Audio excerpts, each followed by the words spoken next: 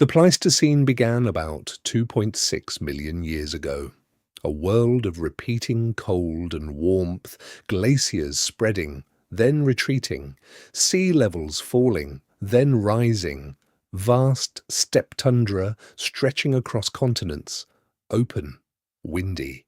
alive with giants. Drift with me now, slowly, through this frozen epoch, as woolly mammoths, saber-toothed cats, dire wolves, giant ground sloths, and others rose, flourished, and eventually faded.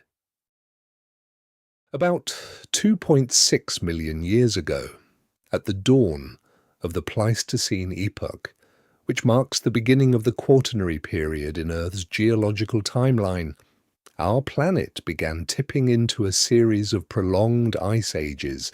driven by subtle shifts in its orbit around the Sun, known as Milankovitch cycles. These cycles, involving changes in Earth's axial tilt, orbital eccentricity, and precession, altered the distribution of sunlight across the hemispheres, leading to cooler summers in the north, where snow from previous winters failed to melt completely, accumulating year after year into massive ice sheets. Every 100,000 years or so, these glacial periods intensified, with enormous ice masses like the Laurentide ice sheet in North America, up to 2 miles thick in places, and the Scandinavian ice sheet in Europe, advancing southward, grinding over landscapes, carving deep valleys, and reshaping continents through erosion and deposition. As these glaciers locked away vast amounts of Earth's water in frozen form, global sea levels dropped by as much as 400 feet, exposing submerged continental shelves and creating temporary land bridges, most famously Beringia, a 1,000-mile-wide expanse connecting Siberia to Alaska, allowing animals, plants, and even early humans to migrate between Asia and the Americas, turning isolated worlds into interconnected pathways. Amid this chilling transformation, the Mammoth steppe emerged, a vast, cold-adapted ecosystem spanning from Western Europe across Siberia to North America, covering over 10 million square kilometers at its peak,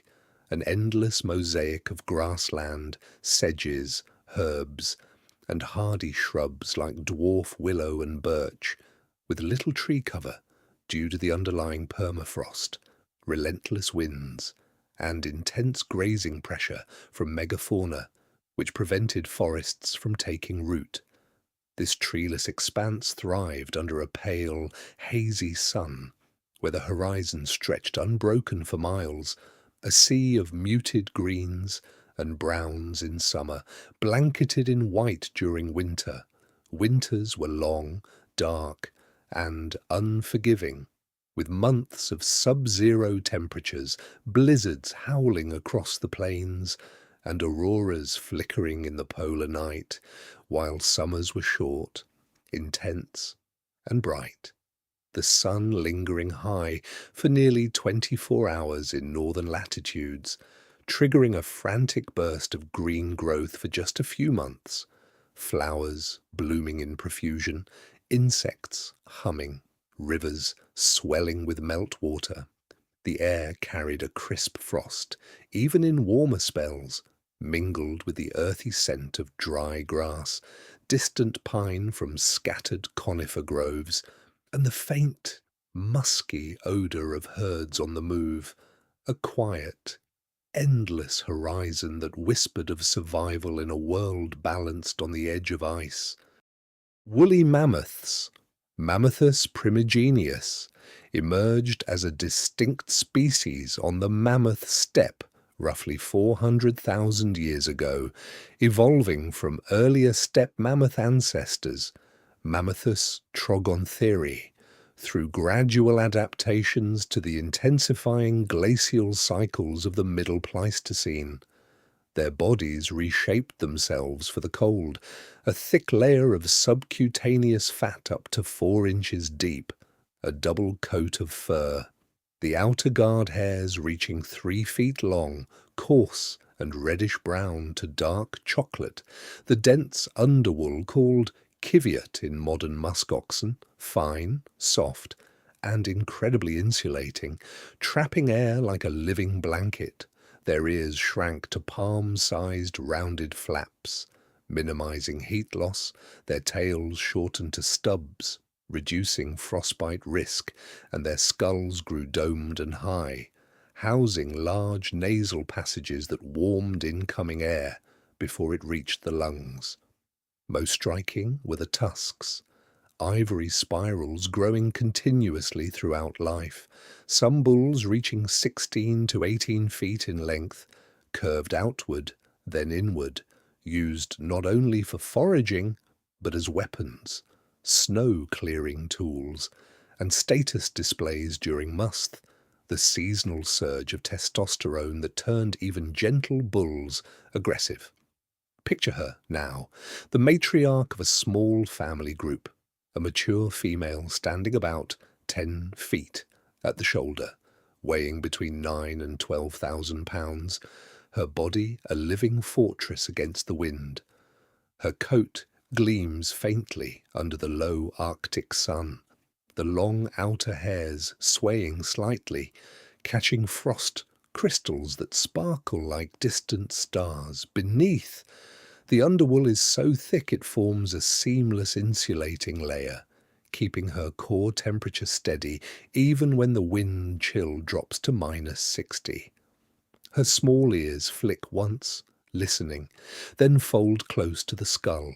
Her trunk, muscular, sensitive, prehensile, swings gently, the 2 finger-like tips at the end probing the snow, curling around a frozen willow twig, brushing it clean, lifting it to her mouth. She chews slowly, deliberately, grinding the tough plant fiber between massive molars, each tooth a complex battery of enamel ridges that wear down and are replaced 6 to 7 times over her 60 to 80-year lifespan.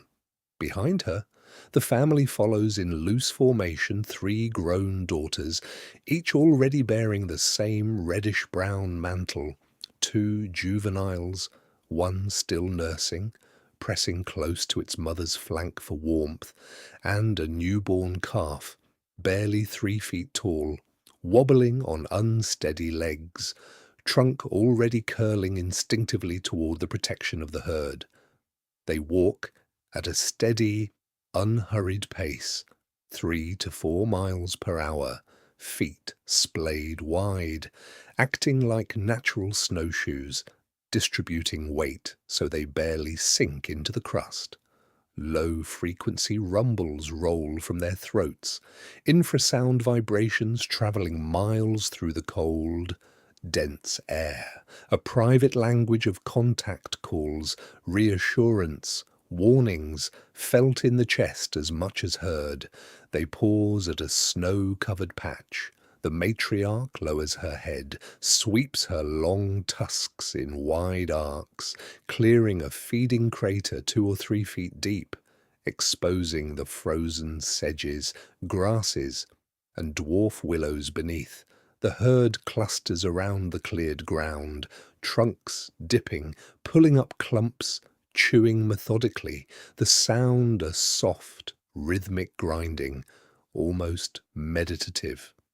In summer they migrate northward, following the flush of fresh green across the thawing steppe, calves gaining strength on nutrient-rich milk and tender shoots. In winter they turn south, seeking sheltered valleys or wind-swept ridges where snow is thinner, digging through drifts with tusks and feet to reach the frozen but nutritious vegetation below, surviving on as little as 100 pounds of dry matter per day, their large gut fermenting the tough forage with microbial help, just enough to maintain body heat. At night, when the temperature plummets and the aurora flickers green and violet overhead,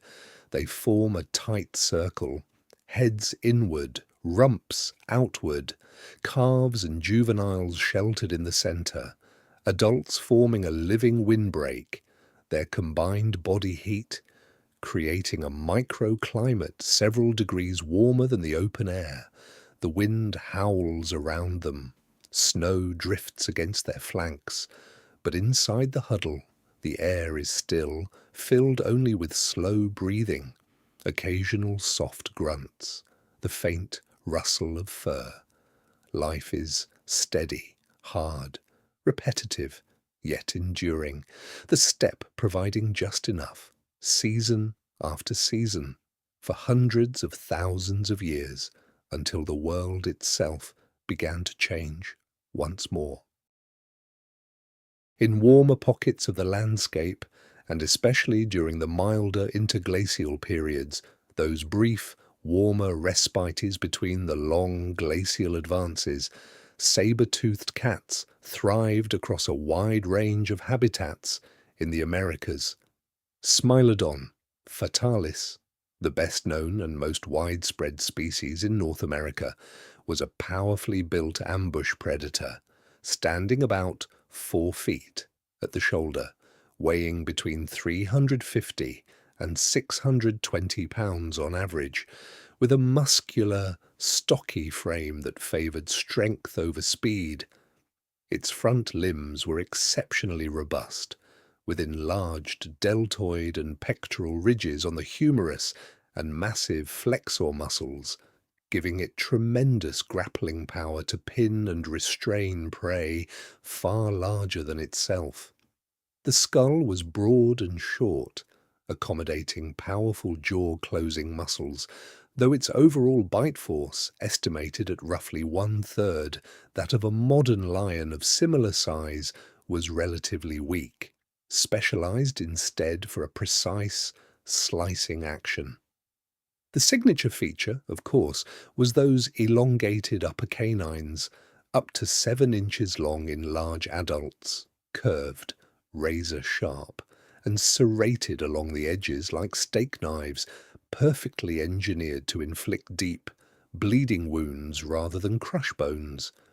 These sabres were fragile, protected by a reinforced lower jaw flange in life, and required a wide gape, up to 90 degrees or more, to deploy effectively, a trait that demanded strong neck and shoulder muscles to drive the thrust.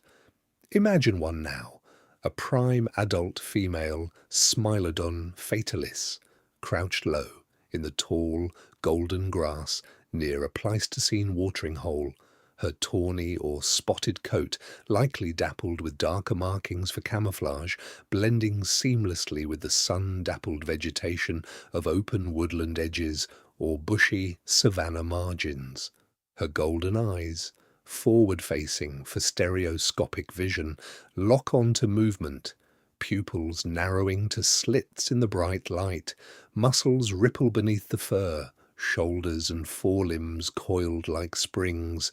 tail tip twitching once, betraying the tension. She waits, motionless, breath slow and shallow, the only sound the distant lowing of bison, the rustle of wind through grass, the occasional splash from the water's edge. A young bison calf lags behind the herd, straying too close to the cover, perhaps distracted by a patch of green shoots. In an instant, the cat explodes forward, a low, silent rush, covering the ground in powerful bounds, forelimbs outstretched, claws unsheathed, slamming into the calf's shoulders, driving it down with sheer body weight and grip strength. The struggle is brief, violent, but controlled. The cat's weight, pinning the prey, hind legs braced, one forepaw locked behind the neck, the other pressing the flank. Jaws open wide, canines flashing, then plunge downward, piercing deep into the throat or upper belly, severing major arteries or puncturing lungs. A quick, efficient kill designed to minimize risk to those fragile sabres. She holds the grip, weight steady, until the thrashing subsides, blood pooling warm on the ground, the scent sharp and metallic in the air. Only then does she release, panting softly, licking blood from her muzzle before tearing into the softer underbelly and haunches, feeding in short, rapid bites, resting beside the carcass with one paw draped possessively over it, eyes scanning for scavengers or rivals. Smilodon likely hunted alone or in loose, temporary associations rather than true prides, relying on stealth and explosive power rather than prolonged chases, an ambush style suited to the mosaic of closed woodlands, bushlands, and open parklands that dominated much of their range during interglacials. Fossil evidence from sites like the La Brea tar pits in California, where thousands of Smilodon fatalis individuals were trapped, shows healed injuries, broken bones, and even cases of severe arthritis or hip dysplasia, suggesting some individuals survived long after injuries that would have prevented solo hunting, hinting at possible social tolerance, food sharing, or group care, though direct proof of pack hunting remains debated. They ranged widely across North America, from California to Florida and into northern South America, adapting to varied prey, from bison, camels, and horses in open areas to deer, tapirs, and ground sloths in more forested pockets, as shown by stable isotope and microwear studies of their teeth. This versatility let them thrive for hundreds of thousands of years through multiple glacial and interglacial shifts until the dramatic environmental upheavals, habitat fragmentation, and possibly increasing human pressure near the end of the Pleistocene caused their world to shift irreversibly, and the saber-toothed cats faded into silence. Farther south, across the warmer, more wooded landscapes of what is now South America, and extending northward into parts of Central America and the southern United States during milder interglacial periods, the giant ground sloths dominated as some of the most remarkable and gentle herbivores of the Pleistocene. Megatherium americanum, the most iconic species, stood up to 12 to 13 feet tall when rearing on its powerful hind legs, weighed between 3 and 4 tons, and possessed an extraordinarily robust skeleton built for a life of deliberate, low-energy browsing in a world of seasonal abundance and scarcity. Its forelimbs were disproportionately long and muscular, ending in massive, sickle-like claws up to 12 to 15 inches long, curved and wickedly sharp. Yet these were not weapons for predation or defense in the usual sense. Instead, they served as multi-purpose tools, raking down high branches laden with leaves and tender shoots, stripping bark, excavating roots and tubers from the soil, and even helping the animal maintain balance or dig the enormous burrows that paleontologists have discovered in places like Uruguay, Argentina, and Brazil. Some tunnels wide enough for a human to walk through upright, with claw marks preserved on the walls like ancient signatures. Picture one now. A mature megatherium, its body cloaked in a thick, shaggy coat of coarse, dark brown fur, perhaps with lighter underparts, insulating against cooler nights and the occasional frost that reached even subtropical latitudes during glacial advances. It moves with unhurried, almost meditative slowness, walking on the sides of its massive 4 feet in a knuckle-walking gait, the huge claws held curved upward and inward to avoid dulling them against the ground. The head is carried low, skull elongated, jaws broad, with a long, muscular, somewhat trunk-like snout, prehensile and sensitive, used to grasp and pull vegetation with precision. When feeding, it rears up slowly, balancing on its muscular tail, which acted as a tripod support, reaching heights of 10 to 12 feet or more, forelimbs extended, claws hooking around branches 15 to 20 feet above the ground, stripping leaves, twigs, and even small fruits in slow, sweeping motions. The chewing is deliberate, rhythmic, powerful molars grinding the tough, fibrous plant material, leaves of cecropia, palms, cycads, and early flowering trees with side-to-side jaw action, the teeth wearing down continuously and being replaced throughout its estimated 30 to 50-year lifespan.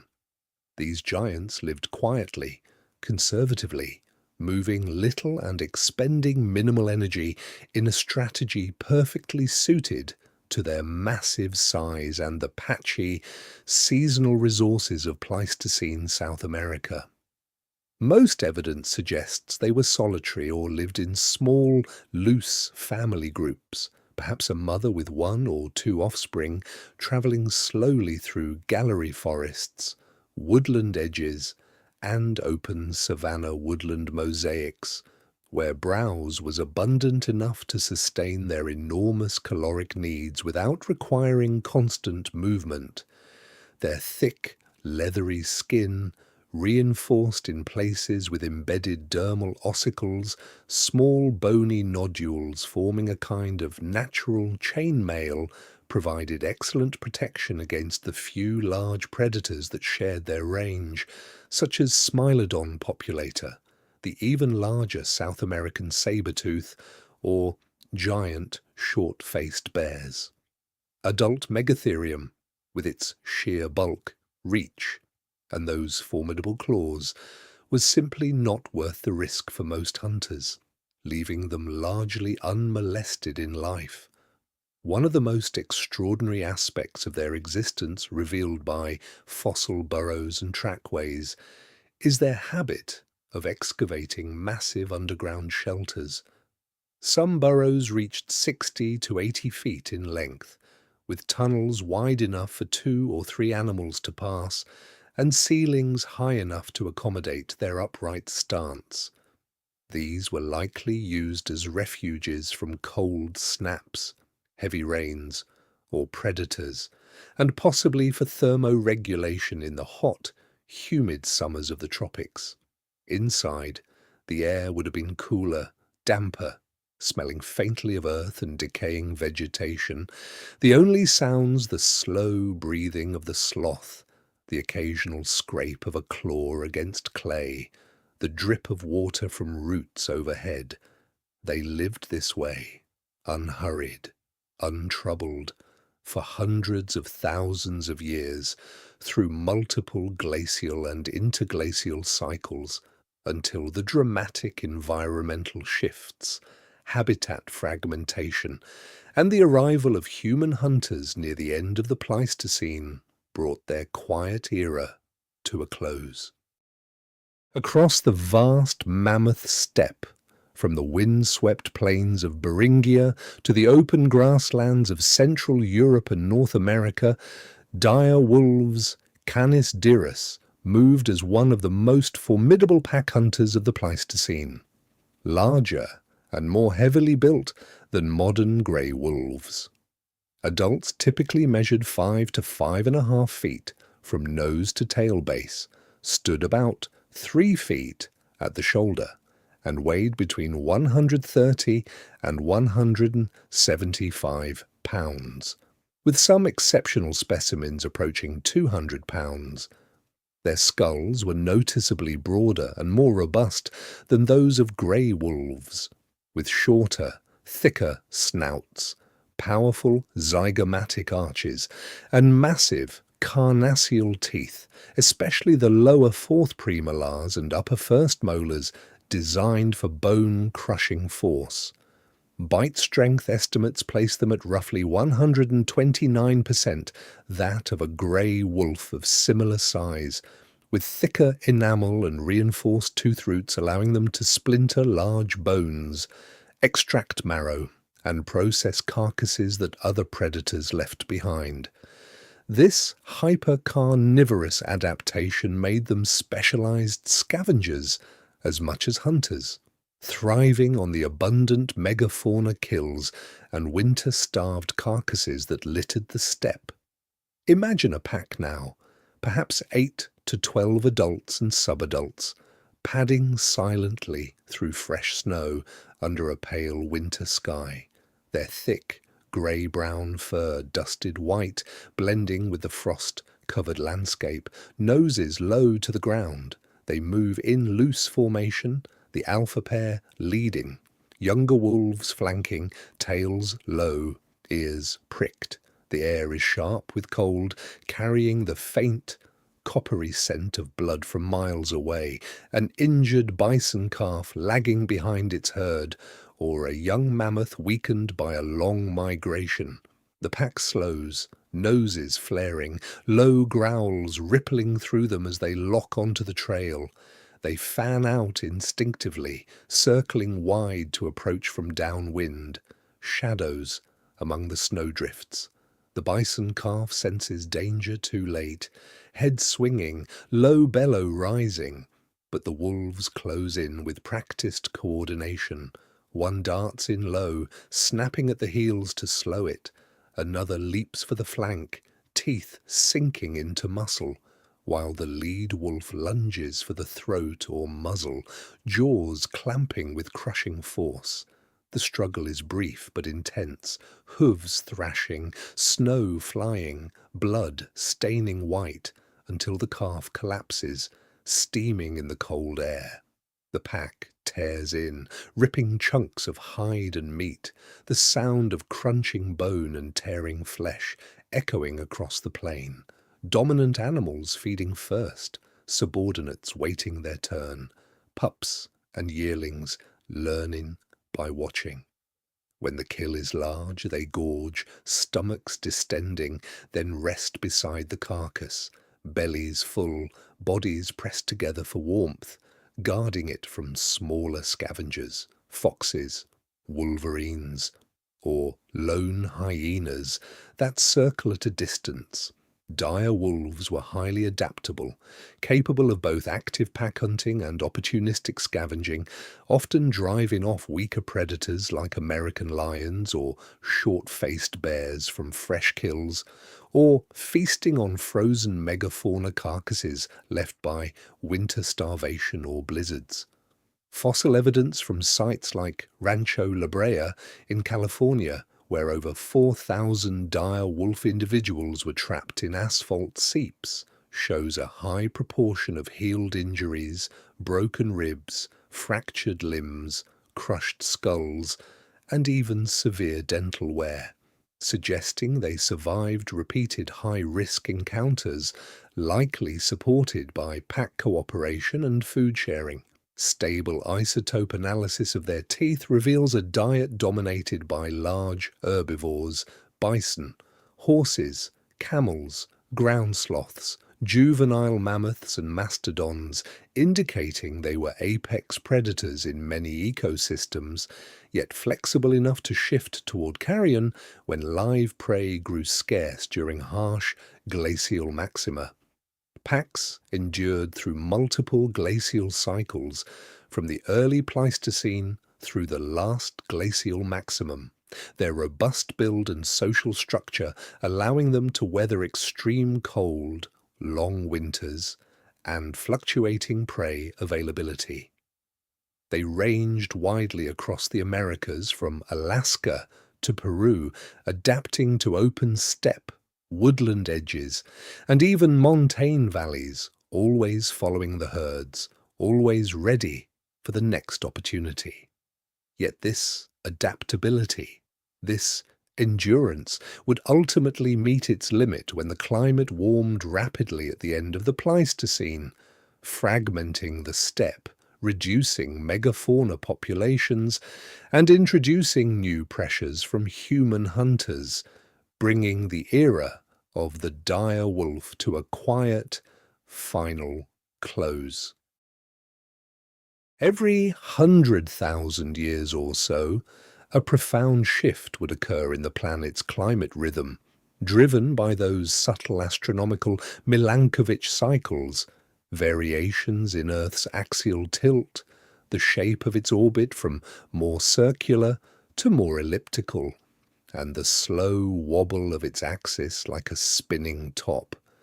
These orbital dances would tilt the balance of sunlight toward the northern hemisphere, causing summers to grow warmer, winters milder, and snow from the previous season to melt completely rather than accumulate. Glaciers, which had spread thousands of miles across Canada, Scandinavia, and Siberia, would begin a slow, centuries-long retreat, ice sheets thinning, carving into massive meltwater lakes, rivers swelling with runoff, sea levels rising by hundreds of feet as locked-up water returned to the oceans. With the ice gone, the Mammoth steppe transformed, open tundra giving way to advancing tree lines, conifers like spruce, pine, and larch pushing northward, birch and aspen forming woodland patches, eventually dense boreal forests, cloaking the landscape in places where only grass and sedge had grown before. The steppe itself bloomed in these warmer intervals, known as interglacials, with a riot of wildflowers, grasses, legumes, and dwarf shrubs, attracting insects, birds, and grazing herds in explosive summer flushes, turning the once monochrome plains into a mosaic of green, purple, yellow, and white under a longer, brighter sun. The giants responded instinctively to these changes. Woolly mammoths, mastodons, steppe bison,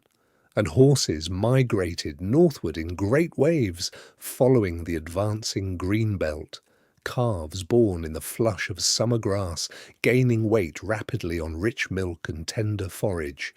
Herds swelled in number, young survival rates climbed, family groups grew larger, matriarchs leading dozens of kin across newly exposed land, rivers easier to cross, valleys lush with browse. Saber-toothed cats followed the prey migrations, finding ambush cover in the thickening woodland edges,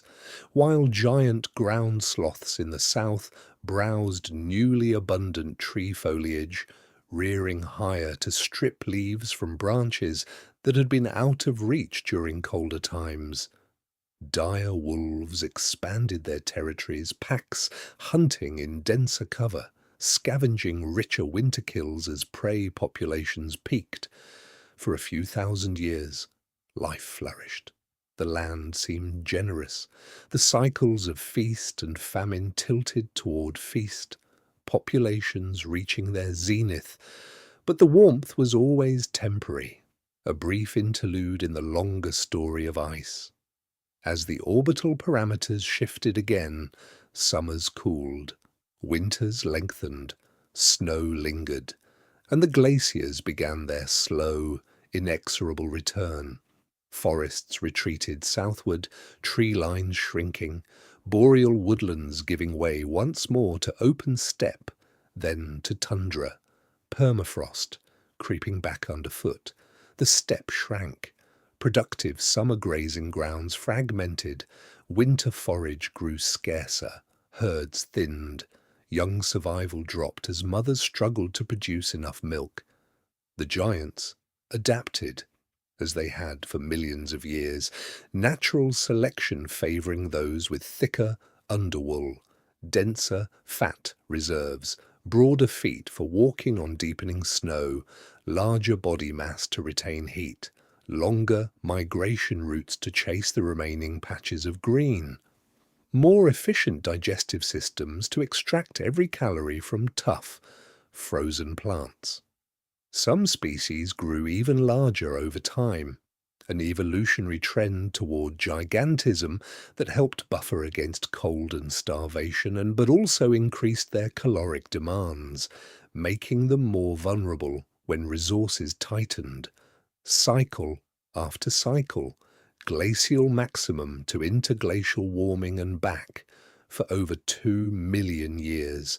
The giants walked on. They crossed land bridges when seas fell, retreated to refugia when ice advanced, re-emerged when warmth returned, their populations rising and falling like the tides of ice itself. Through countless winters of howling blizzards, summers of frantic feeding, migrations spanning thousands of miles, births in snow, deaths in starvation, they endured, their massive forms etched into the frozen earth, bones preserved in permafrost, footprints frozen in clay, until the final interglacial, the one we call the Holocene, began. And the world changed in ways no previous warming had prepared them for. Then, around 26,000 years ago, the planet reached the zenith of its coldest phase in the current Ice Age cycle, a period paleoclimatologists call the last glacial maximum, or LGM, roughly spanning 26,500 to 19,000 years before present.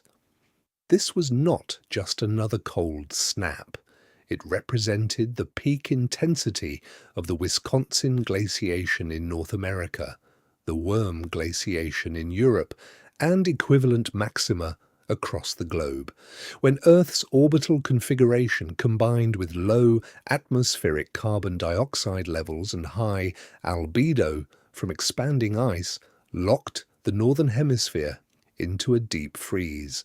Massive ice sheets, up to 2 to 3 miles thick in their interiors, blanketed most of Canada, the northern United States down to modern-day New York and Illinois, Scandinavia, the British Isles, and large parts of northern Russia and Siberia, their weight so immense that they depressed the Earth's crust beneath them by hundreds of feet, leaving behind deep basins that would later become the Great Lakes and Hudson Bay. Global temperatures averaged 4 to 7 degrees Celsius cooler than today, with polar amplification pushing Arctic regions 10 to 15 degrees colder, and even equatorial highlands experiencing persistent frost. Sea levels dropped dramatically by about 120 to 130 meters, or roughly 400 feet, as an estimated 25 to 30 million cubic kilometers of water were locked in ice, exposing vast areas of continental shelf, most famously the land bridge of Beringia, a low, wind-swept plain stretching more than 1,000 miles from eastern Siberia to western Alaska, dry, grassy, dotted with shallow lakes, and completely free of ice, serving as a highway for animals, plants, and eventually humans between two continents. On this frozen stage, the Mammoth steppe reached its maximum extent, stretching unbroken from the Iberian Peninsula across Central Asia to the Yukon, an area larger than the modern continental United States, a cold, arid grassland tundra mosaic dominated by drought-tolerant grasses, sedges, steppe forbs, and dwarf shrubs, able to grow even under short growing seasons and low precipitation because the ground was locked in permafrost,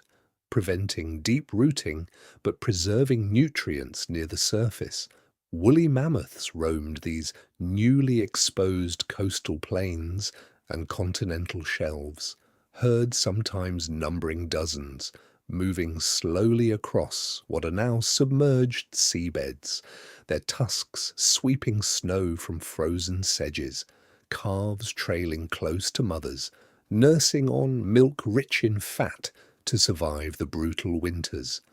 But the cold was merciless, temperatures plunging to -40 or -50 Celsius in the interior, blizzards burying forage under meters of wind-packed snow, forcing herds to dig craters with tusks and feet, expending precious energy, while weakened calves, the old, and the injured succumbed more frequently, their bodies freezing quickly, preserved in permafrost or scavenged by predators, thinning herd numbers year by year. Saber-toothed cats, already stressed by the earlier fragmentation of their preferred ambush habitats, found live prey scarcer, herds smaller, young animals tougher and more vigilant, forcing them to take greater risks, attack smaller or less nutritious targets, or shift toward scavenging, their powerful builds burning calories faster in the unrelenting cold. Giant ground sloths, adapted to warmer, more forested conditions farther south, retreated to the most sheltered valleys and coastal refugia, where browse remained accessible, their movements even slower, energy conservation more critical, some populations becoming isolated in shrinking pockets of suitable habitat. Dire wolves, ever adaptable, turned increasingly to scavenging the frozen remains of winter-killed megafauna, packs tearing into carcasses hard as wood, cracking frozen bone with their robust jaws, surviving where pure hunters could not. Yet even they felt the pinch as prey biomass declined. The world held its breath, frozen, silent, under a pale, low sun that barely cleared the horizon in winter, auroras flickering green and violet across endless nights. The only sounds the howl of wind over ice, the distant crack of shifting glaciers, the crunch of snow beneath a mammoth's foot, the muffled rumble of a dying herd. Life persisted, but at its limit. Every breath, every step, a testament to endurance in a landscape locked in ice, waiting for the slow, inevitable turn toward warmth that would come, but not before claiming many of the giants who had walked these plains for so long. Around 15,000 years ago, the long dominance of ice began to unravel with startling speed, a period known as the Berling-Allerud warming, part of the broader transition out of the last glacial maximum. Global temperatures rose abruptly, by as much as 4 to 7 degrees Celsius in some northern regions within centuries, driven by a combination of orbital forcing, rising atmospheric carbon dioxide and methane from thawing permafrost and wetlands, and shifts in ocean circulation that brought warmer Atlantic water farther north. Glaciers, which had blanketed vast areas of North America and Eurasia, responded dramatically, retreating at rates of tens to hundreds of meters per year in places, carving enormous icebergs into rising meltwater lakes, rivers swelling into torrents, carving new channels, and flooding low-lying valleys and coastal plains. Sea levels climbed rapidly, up to 10 to 20 meters in just a few centuries during meltwater pulses, submerging the exposed continental shelves, drowning parts of Beringia, fragmenting the once continuous Mammoth steppe into isolated patches, and turning continuous grassland corridors into mosaics of forest, bog, and shrinking tundra, conifers, birch, aspen, and alder advanced northward at rates of up to 1 kilometre per year in some areas, closing in on the open plains, shading out grasses and sedges, transforming the landscape from endless steppe to patchy woodland and boreal forest, reducing the available grazing area for large herbivores and making long-distance seasonal migrations more difficult and dangerous. At the same time, across the shrinking land bridge of Beringia and along the newly ice-free corridors south of the Laurentide and Cordilleran ice sheets, small bands of humans, early Paleo-Indians, bearers of the Clovis culture and related traditions, moved into the Americas. These were highly skilled hunter-gatherers equipped with finely crafted stone projectile points, hafted onto thrusting spears and dart throwers known as atlatls, which gave them mechanical advantage, extending range and penetration power. They carried fire in portable hearths, used it for warmth, cooking, tool hardening, and landscape management, and possessed sophisticated knowledge of animal behavior, tracking, and cooperative hunting strategies. As they encountered the remaining giants, woolly mammoths in the north, Columbian mammoths and mastodons farther south, steppe bison, horses, ground sloths, camels, and others, they hunted them opportunistically and systematically. Archaeological kill sites, such as those at Murray Springs in Arizona, Lena Mammoth Kill in southern Arizona, and Blackwater Draw in New Mexico, preserve clear evidence, mammoth bones with deep cut marks from stone tools, spiral fractured long bones for marrow extraction, spear points embedded in rib cages or vertebrae, and butchery patterns showing systematic disarticulation, hide removal, and meat stripping. Some sites contain multiple animals killed in short succession, suggesting drive hunting or repeated ambushes at waterholes or migration bottlenecks. Human populations grew steadily, spreading southward through the Americas, adapting to new environments, developing regional tool traditions, and increasing their ecological footprint. Small bands became larger groups, seasonal camps turned semi-permanent, fire use intensified, and hunting pressure mounted on already stressed megafauna populations. The giants, already weakened by rapid habitat fragmentation, shrinking steppe, disrupted migration routes, declining forage quality, and higher calf mortality in the chaotic transition, faced an additional, relentless predator.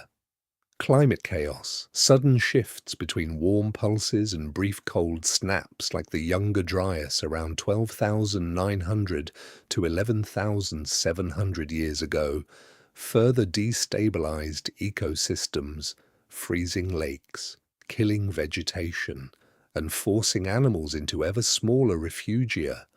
combined with habitat loss, intensified hunting, and possibly disease or competition for dwindling resources, the giants weakened irreversibly. Their massive bodies, once an advantage in stable cold steppe environments, now a liability in a warming, forested, human-influenced world, leading to population collapses, range contractions, and, ultimately, extinction across most of the Americas within a few thousand years. Between 13,000 and 10,000 years ago, a profound and rapid transformation swept across the Americas and much of the Northern Hemisphere, marking the final chapter for most of the Pleistocene megafauna.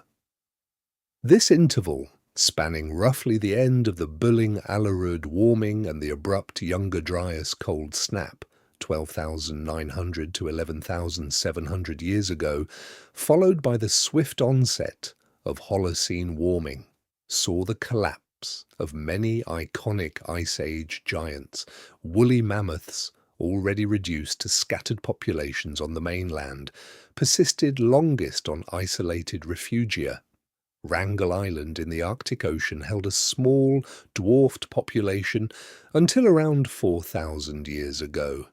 and St. Paul Island in the Bering Sea until about 5,600 years ago, their bones and tusks preserved in permafrost, showing signs of inbreeding and nutritional stress in their final centuries. But on the continents, they vanished within a few thousand years of the warming pulse, Saber-toothed cats, Smilodon fatalis in North America, and the larger Smilodon populator in South America disappeared almost entirely by 10,000 years ago, their specialized ambush hunting strategy no longer viable as open habitats fragmented and large prey herds dwindled. Dire wolves, Canis dirus, with their bone-crushing jaws adapted to megafauna carcasses, faded from the fossil record around 9,500 to 10,000 years ago, unable to pivot to smaller, faster prey in a changing ecosystem. Giant ground sloths, Megatherium, Eremitherium, Mylodon, and others retreated southward, then vanished from the mainland by 10,000 to 8,000 years ago. Some island populations lingering slightly longer in the Caribbean, their massive browsing bodies unsuited to the denser forests and reduced browse that replaced the open woodlands and savannas they once roamed. The open country giants had nowhere left to go. The Mammoth steppe, that vast, treeless grassland that had sustained them for hundreds of thousands of years, contracted dramatically as temperatures rose, precipitation patterns shifted, and boreal forests advanced northward at rates of up to 1 kilometre per year in some regions. Spruce, pine, birch, and aspen colonized the former tundra, closing in the horizons, shading out grasses and sedges, turning endless plains into patchy woodland, bog, and dense taiga. Tundra belts shrank toward the poles, permafrost thawed in places, releasing methane and destabilizing soils, while rising sea levels flooded coastal grazing grounds and severed ancient migration corridors. The once unbroken mosaic of steppe and tundra became fragmented islands of suitable habitat, too small, too isolated, to support viable populations of animals that required large home ranges, abundant summer forage, and long seasonal migrations to survive winter scarcity. Calving grounds disappeared, waterholes dried or became inaccessible, predators and human hunters concentrated on the remaining pockets, and genetic bottlenecks tightened,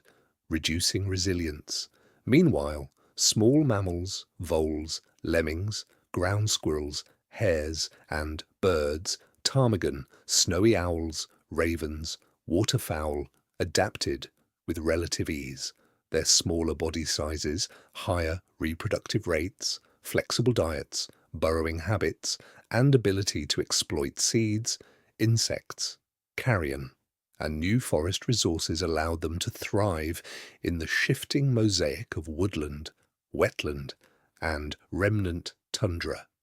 Humans, too, spread rapidly across the continents, following big game routes at first, then adapting to smaller prey, fishing, gathering, and eventually managing landscapes with controlled burns and early agriculture. They carried forward the memory of the giants in oral stories, cave paintings, bone tools carved from mammoth ivory, and ritual burials that included mammoth skulls, preserving echoes of these enormous creatures long after their bones had been scattered by wind, water, and time. The world closed in, not with violence, but with a slow, inexorable shift, a quiet narrowing of possibilities, until the giants, once rulers of the open earth, slipped away, leaving behind only their massive bones in riverbeds, tar pits, permafrost, and the enduring silence of a landscape forever changed. Today, only echoes remain, frozen carcasses in permafrost, cave paintings of mammoths, bones in tar pits, tusks thawing from Siberian rivers. The giants fell, but life continued. Forests regrew, humans told stories, the wind still moves across empty plains. in the Holocene dawn, where mammoths are legend, saber-toothed memory, and the cold steppe sleeps beneath modern soil. Let deep time carry you